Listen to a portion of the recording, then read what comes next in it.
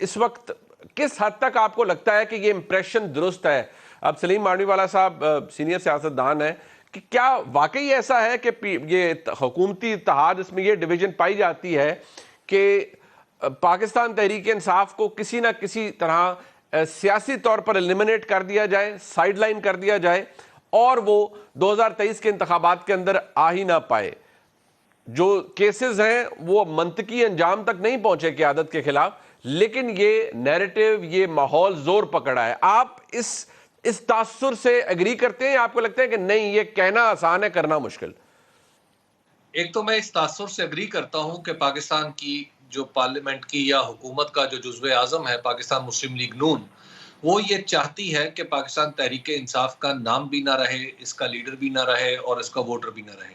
कुछ इसी तरह की कैफियत पाकिस्तान जो जमीयत उलमा इस्लाम के सरबराह हैं, वो भी इसी बात का इजहार करते रहते हैं। मोहतरमा मरियम नवाज साहिबा कई बरसरे ये बात करती रही हैं कि उन्हें वो ये जलसे में बात करती रही हैं कि उन्हें बाकायदा तौर पर यानी पलड़े बराबर चाहिए। और जब वो पलड़े बराबर की तारीफ करती थी तो उनका मतलब था कि बिल वो कुछ हो, यानी इमरान खान साहब नाअहल हों, वो जेल में जाएं, उनकी पार्टी के ऊपर पाबंदी लगे और इसके बाद वो समझती थी कि ये इंसाफ का तकाजा है, पूरा होगा तो फिर हम इलेक्शन में जाएंगे।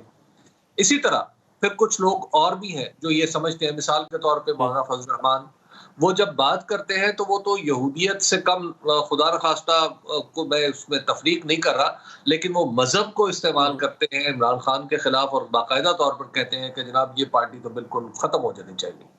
और फिर वो खुद फरमा चुके हैं कि तो उनको गर्दन से दबोच रखा है। तो गोया ये तफरीक नहीं है, ये कोई राय नहीं है, ये बुनियादी तौर पे एक सियासी मौकिफ है जिसका बार बार इजहार किया जाता है और उसी के अंदाज में, उसी हवाले से चीजें आगे बढ़ते हुए हमें नजर भी आती हैं।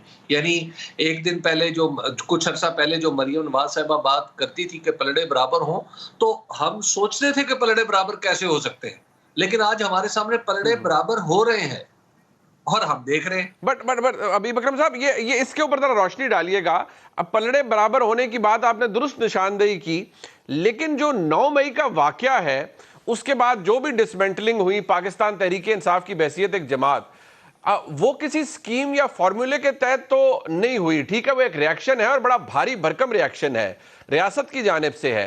बट सवाल यह है कि 9 मई का वाकया किसी और ने तो प्लान नहीं किया होगा, वो तो तहरीक इंसाफ के वोटर सपोर्टर के जो भी उनका हमदर्द था उन्होंने किया, और जो हो गया, जिस तरह आप भी सवाल करते थे, मैं भी सोचता था कि ये पलड़े बराबर कैसे हो सकते हैं। तो पलड़े बराबर होने का मौका क्या आप समझते हैं कि पाकिस्तान तहरीक इंसाफ ने खुद ही दे दिया? अगर 9 मई की सजा ये कब से हो गई कि पार्टी तोड़ दी जाए?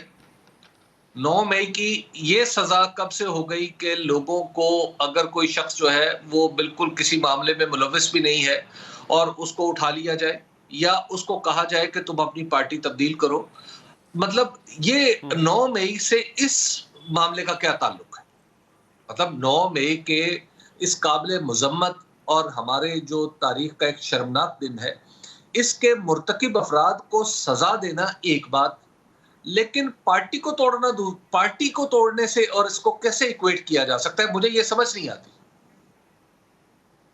मैं और आप ये समझ सकते हैं अभी बकरम साहब के पार्टी को तोड़ना, क्योंकि हमारे पास मिसालें मौजूद हैं। प्रेमिस आपको पता है, बैकड्रॉप तो कुछ भी होता था, पार्टियां टूटी, लोग इधर से उधर से इधर गए। तारीखी तौर पर तो ये बात दुरुस्त है, लेकिन ये आपकी बात अपनी जगह, इसमें बड़ा वजन है कि ये वजह नहीं बनना चाहिए कि 9 मई एक शर्मनाक दिन है, रहेगा और जो लोग इसके अंदर इन्वॉल्व हैं उनको सजा भी मिले, लेकिन ये वजह नहीं हो सकती किसी जमात के टूटने की। मैं जरा इस मौकफ को आगे लेके जाता हूँ साहब। ये आप और बड़ी खुल के हम डिबेट कर रहे हैं और ये मेरे ख्याल में इस बात से एग्री तो हम सभी करते हैं कि पाकिस्तान तहरीक इंसाफ के ऊपर या ना बैसियत जमात को पाबंदी लगनी चाहिए, ना ही तहरीक इंसाफ को किसी को रोकना चाहिए कि वो इंतखाबात के अंदर ना आए।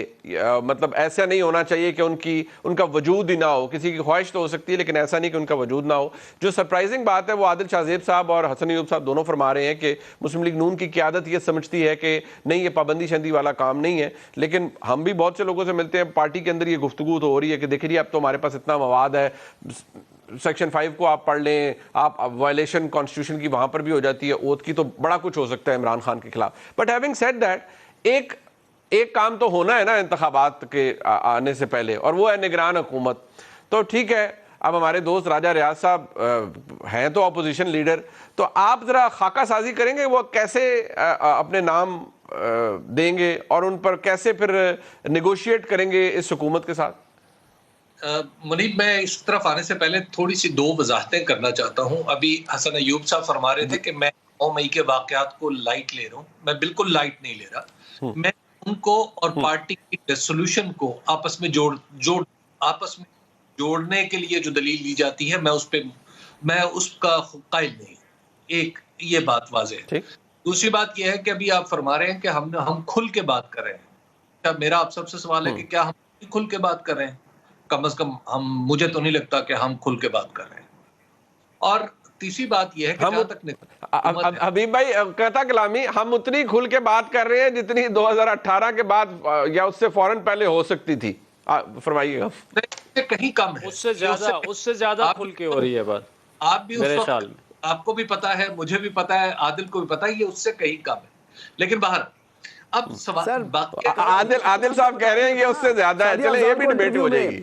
सादिया अफजाल को इंटरव्यू में अलीम खान साहब ने भी कुछ बातें बताई हैं। हबीब अकरम साहब, वो भी जरा गौर सुनिए कि जनरल फैज हमीद क्या क्या करते रहे हैं इस मुल्क के साथ।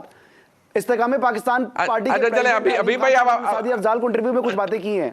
जहां तक चले हबीब भाई के पास काफी मवाद आ गया बोलने के लिए। जी हबीब भाई, जहां तक निगरान हुकूमत का मामला है, तो इसमें राजा रियाज साहब तो कहीं नजर ही नहीं आते। वो अपोजिशन लीडर है, इसमें कोई शक नहीं है, लेकिन वो अपोजिशन लीडर बिल्कुल उसी तरह के हैं जिस तरह का शेर में वजन होता है, तोला नहीं जा सकता, बस देखा जाता। तो बिल्कुल यही सूरत हाल राजा रियाज साहब की है। तो राजा रियाज साहब से तो कोई पूछने वाला नहीं है, ना राजा रियाज साहब का नाम कोई कंसीडर होगा, ना राजा रियाज साहब की ये सूरत हाल है कि वो कोई नाम अपनी तरफ से पिच कर सके। मैंने राजा रियाज साहब की 2013 में यहाँ पे आपने भी देखी है, उस वक्त भी वो अपोजिशन लीडर थे पंजाब, और किस अंदाज से मामला में वो इन्वॉल्व थे हम सबको पता है। दूसरी बात, इससे भी ज्यादा इंपॉर्टेंट बात यह है कि क्या शहबाज शरीफ साहब ये फैसला कर सकते हैं कि निगरान कौन होगा?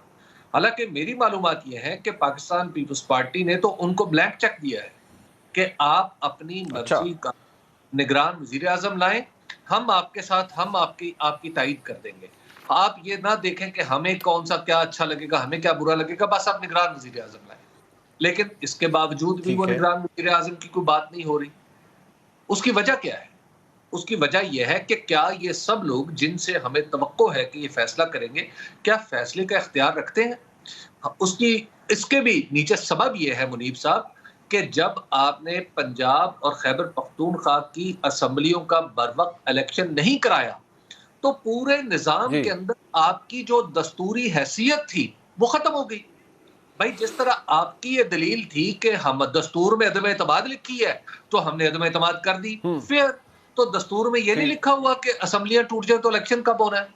तो जब आपने अपनी का दस्तूर मान लिया और दूसरी तरफ से दस्तूर को बिल्कुल आपने प्रैक्टिकली तोड़ दिया, मैं ये नहीं कहता कि दस्तूर शिकनी हो गई, आर्टिकल 6 लगेगा, लेकिन अमली तौर पर दस्तूर तोड़ दिया, तो उसके बाद इस तरह की हरकत करने वालों का खुद सिस्टम के अंदर अखलाकी जवाब क्या रह जाएगा? और वो किसको बताएंगे कि जनाब ये पूरी तौर पे हमारा हक है, हम दस्तूर की पाबंदी करेंगे, हम दस्तूर के तहत इलेक्शन करवाएंगे। तो लिहाजा वो इस्तेहकाक जो सिस्टम के अंदर तकाजा करने के लिए चाहिए, वो तो इनमें से किसी एक के पास नहीं है।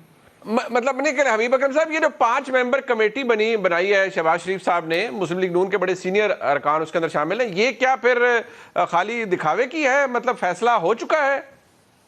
जी, मैं निहायत अदब के साथ ये कहने की जसारत करूंगा कि हाँ, ये वाकई दिखावे की है। अच्छा, और फैसले का इख्तियार यानी कि सियासी जमातों के पास नहीं है, सियासी निज़ाम के अंदर निगरान वज़ीर आज़म के कैंडिडेट का फैसला नहीं हो सकता, आप समझते हैं? देखिए मुनीब साहब, जब आपने अपने हाथ से दस्तूर तोड़ दिया हो, वो शाख काट दी हो जिस पे आपका आशियाना है, तो उसके बाद क्या जवाब रहेगा? फिर तो आप मौलिक रहेंगे बस। ठीक है, ठीक है। अब सियासी निजाम के अंदर शायद अब वो स्ट्रेंथ नहीं रहे। रवीब अकरम साहब का आर्गुमेंट ये है, एक तो ये उनका आर्गुमेंट है कि भाई ये खुल के हम कोई गुफ्तगू नहीं कर रहे, हम सबको अपने साथ ज्यादती नहीं करनी चाहिए और खुल के बताना चाहिए कि वाकई खुल के गुफ्तगू नहीं है, उनका आर्गुमेंट है। साथ वो ये फरमाते हैं कि क्योंकि आपने एक प्रेसिडेंट सेट कर दिया, आपने आइन को उन्होंने जिस तरह का बाकायदा तौर पर आपने तोड़ दिया, तो अब सियासी निज़ाम के अंदर या आइनी ढांचे के अंदर इतना जोर रहा वो अपने तरीके से चले और मामलात निगरान वज़ीर आज़म के हवाले से चले। ये फैसला हो चुका या होगा, लेकिन सियासी निज़ाम से नहीं होगा।